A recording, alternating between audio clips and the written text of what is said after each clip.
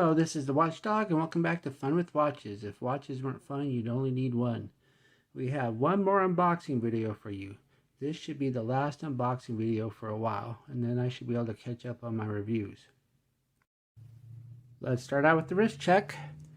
I'm wearing my Addy's Dive Tuna on the Engineer bracelet, and Greg was wearing my Duca 109. I asked Grego if he was worried about the Tuscan Raiders. He said he didn't realize that the Raiders moved to Tuscany. Here it is. So let's go ahead and open the box. Get out the old trusty pocket knife. Give the box a good cut. I think you can tell by the shape of the box what brand of watch this is, if you've been watching my channel for a while. Let's put the knife away. And here it is, another Pagani design. So let's go ahead and open her up. We got the cleaning cloth. We got the instructions. We have the unsigned warranty card. And here's the watch. It's a GMT root beer. This is my first Pagani design GMT to review. This is not the first GMT I reviewed on this channel. I reviewed the Fossil and the Sterling, but this is my first AliExpress GMT. When I decided to choose a Pagani design GMT, I went ahead and went for the root beer, just because it looked a little bit more unique than the other ones. The Pepsi would have been the obvious choice, and the Batman looked pretty nice. But once again, I thought the root beer would just be fun. I don't get very many two-tones. Of course, this isn't real gold, because this is a Pagani design watch. So let's go ahead and remove the plastic. This is always the funnest part of a unboxing, because this is where something can go wrong.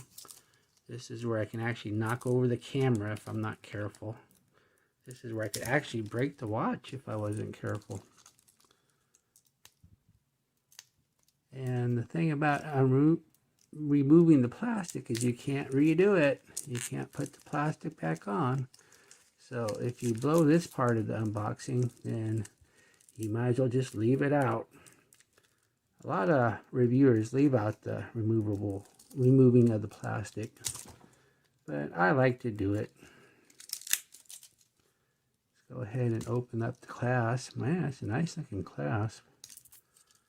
Looks a lot like you know who. I guess you can say Rolex, as long as you're not calling this a Rolex. But you can say the word Rolex, but you can't call it a you know what bracelet, because that would be bad.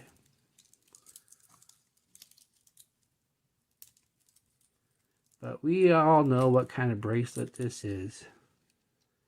We'll just call it a 3-link for now. And we got this little piece of plastic here. Okay, there it is. Let's go ahead and unscrew it and hand wind it. Make sure it doesn't stop ticking.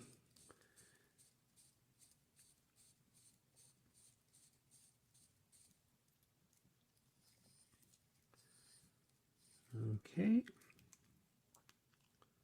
Well, let's check out the bezel. This being a Pagani design, of course, the bezel is a unidirectional diving bezel and not a bidirectional GMT bezel. The action is pretty good. It's light action. It's not really heavy, but it feels solid. And it looks like it lines up just fine. And there's the Cyclops. Let's see if we can look at it through the camera well, because this light's reflecting pretty good. But as you can see, the Cyclops magnifies pretty good. Nothing worse than a Cyclops that doesn't hardly magnify, because then why bother? Since this is a Pagani design, it more than likely has a display case back. And look at it though, they actually prettied up the rotor. A lot of Pagani designs, the rotor looks really plain. So, of course, this is not an NH35 because it's a GMT watch. So maybe that has something to do with it. But no, that's a nice looking rotor.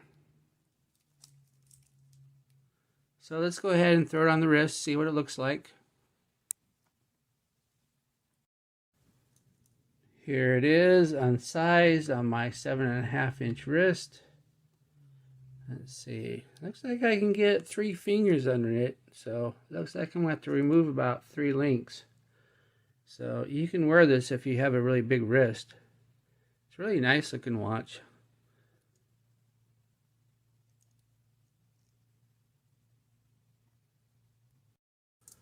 Okay, well, thank you for watching my unboxing video.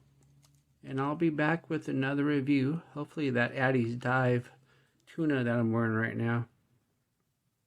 Be sure and like and subscribe to my channel. Bye.